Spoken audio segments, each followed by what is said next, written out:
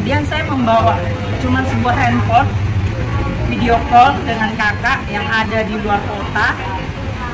Akhirnya pun Pasul tumpang tangan mendoakan. Nah, setelah didoakan, yang mustahil menjadi mungkin oleh karena percaya. Hari ini kita ada di BCA, topinya dikasih tadi.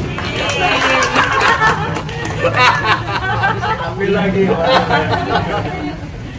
Ya. Nah, jadi terima kasih Cece penjelasannya. Nah, tadi waktu pas duduk sini, kita ditemani ini sama saudari kembar. Nah, namanya siapa? Yang satunya? Nah, ini kembar, ya. Kembar berapa? Beda berapa tahun? Salah pertanyaan. Beda berapa sampai berapa jam? Ya, oh jadi lebih tepatnya kembar beda berapa menit kali? Iya, yang duluan lahir siapa? Saya. Bena. Lalu Femi. Tadi kan saya penasaran nih, saya mau tanya, kan konon kisahnya kalau kembar itu kan ada kontak ya, lebih kuat kontak apa perasaannya. Lalu saya nanya sama mereka, kira-kira one day nanti kalau Tuhan kasih pasangan hidup, senang apa sedih? Ayo coba cerita sama pemirsa, ayo. Ya, ya, ya. Ya. Kalau misalnya dapat pasangan hidup pasti senang dan juga sedih. Iya. Kalau senangnya dapat ketemu jodoh. Iya. Tapi kalau sedihnya nanti nggak bisa bareng-bareng lagi. Oh iya. Kan biasanya udah sering bareng-bareng terus dari kecil sampai sekarang. Oh iya. Jadi ini. Kalau bisa bisa bareng-bareng. Oh jadi ini dua-dua bekerja di Bank BCA. Ya.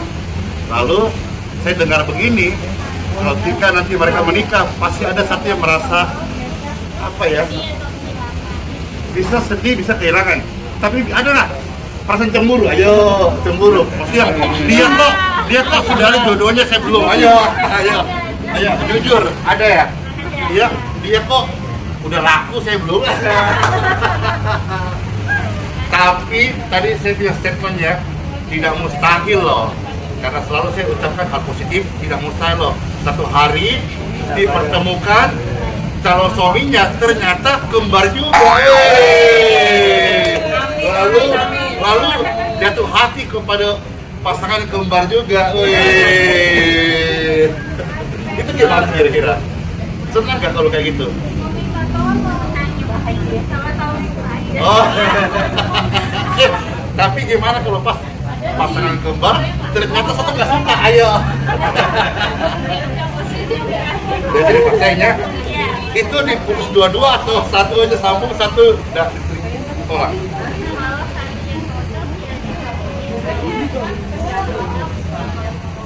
Oke. Ya. Jadi tadi sedikit sharing tentang pertemuan dengan Femi dan Fema. Ini Cece Lili, bosnya BCA. Di bagian apa Cece jelasin?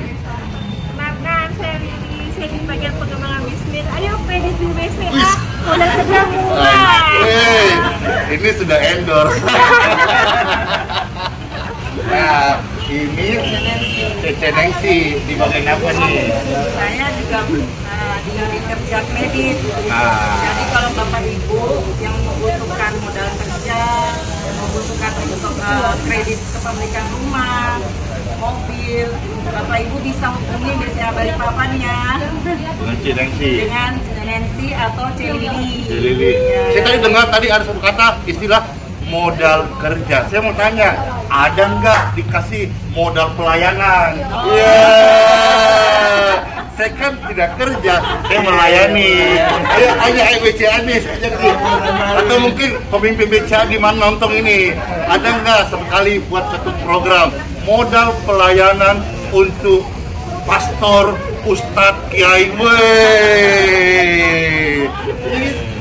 Ya, jadi keren loh. Jadi selain daripada keuntungannya, juga ada istilahnya kemanusiaan amalnya dong, keren. Nah, kokonya ini bos BCA juga. Cuma di mana? Di mana? Cabang di mana? KCP Super Blok. Oh, di BSB. Iya. Di BSB. Iya, Di iya. bagian operasional. Jadi sama kayak Mas Randi, kita melayani juga nasabah. Iya, iya, iya. Jadi makanya wajahnya mirip-mirip. Dan dengan beliau sih, karena sama-sama kita melayani. Nah, tadi mas-mas duduk sini. Sebenarnya video ini dibuat karena ini yang kita mau dengar sebentar, ya.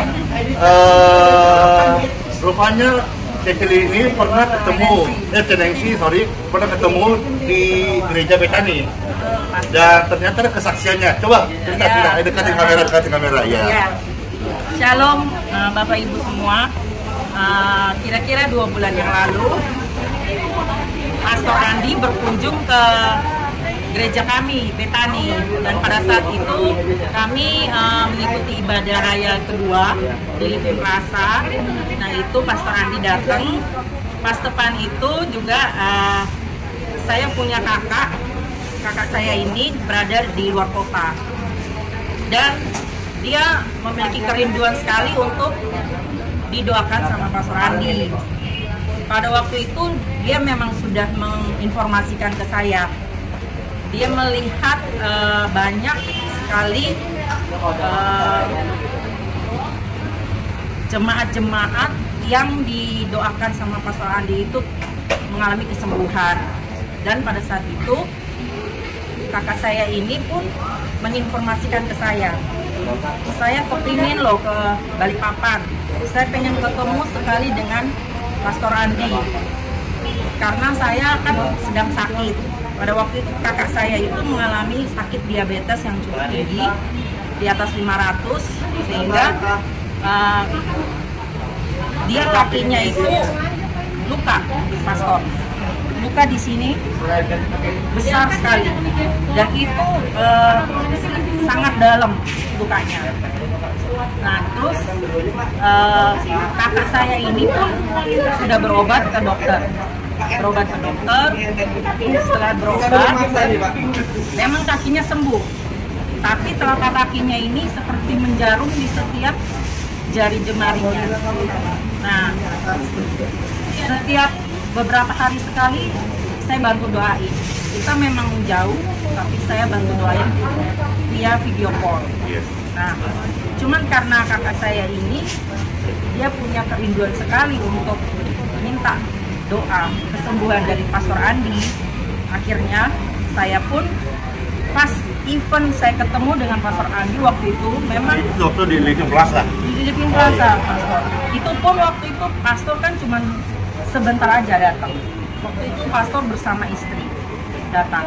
Nah itu di saat event itu saya coba telepon video call dengan kakak. Nah pada saat itu ketemu, saya bilang tunggu sebentar. Ini pada saat dipanggil untuk doa, saya maju. Nah kemudian saya membawa cuma sebuah handphone, video call dengan kakak yang ada di luar kota. Akhirnya pun Pastor tumpang tangan mendoakan. Nah setelah didoakan, kemudian saya pikir ya udah, mungkin yang penting imannya dia sebetulnya kan Pastor ya. Inti dari apapun itu bukan hanya pastornya, bukan hanya pendetanya, tapi yang terpenting adalah iman dari orang yang mau sembuh. Nah akhirnya saya pun juga terus-menerus memberikan masukan ke dia. Yang terpenting kakak harus memiliki iman, keyakinan untuk sembuh. Terus didoakan setiap hari, sakit penyakitnya dimanapun, tumpang tangan doakan. Karena kuasa doa itu sangat dahsyat dan penuh kuasa. Benar kan Pastor? Nah, akhirnya 3 bulan kemudian itu saya coba video call. Itu antara kakak-kakak kita.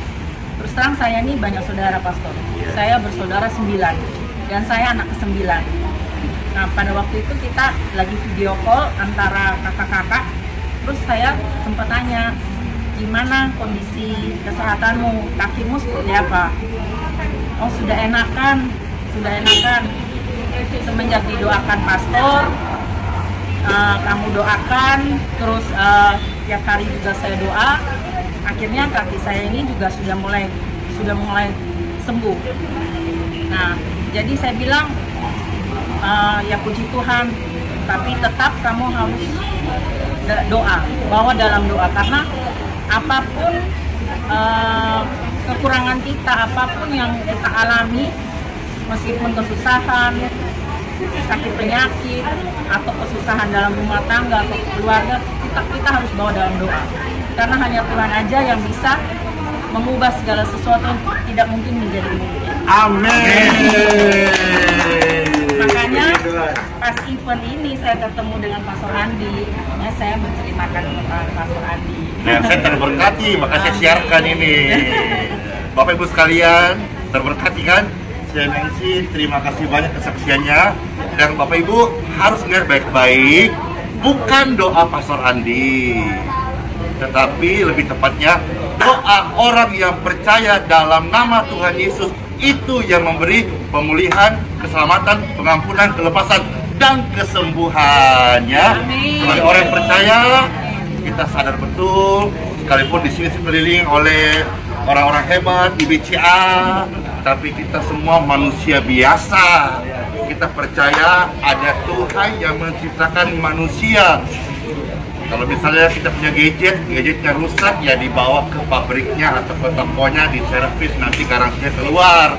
Kalau manusia yang sakit, kalau dia percaya dia ciptaan dan ada pencipta, berdoalah kepada sang pencipta. Saya percaya di surga ada stok jantung yang baru, ginjal yang baru, bahkan darah yang baik Tuhan berikan. Maka ketika kita sakit, kita susah, ada pergumulan, jangan putus asa, jangan sedih, jangan akhiri hidupmu, tetapi berdoalah dalam nama Tuhan Yesus Kristus.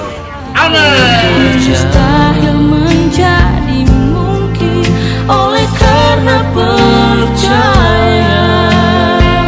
Yesus mendengar lebih dari yang ku doakan. Yesus menjawab lebih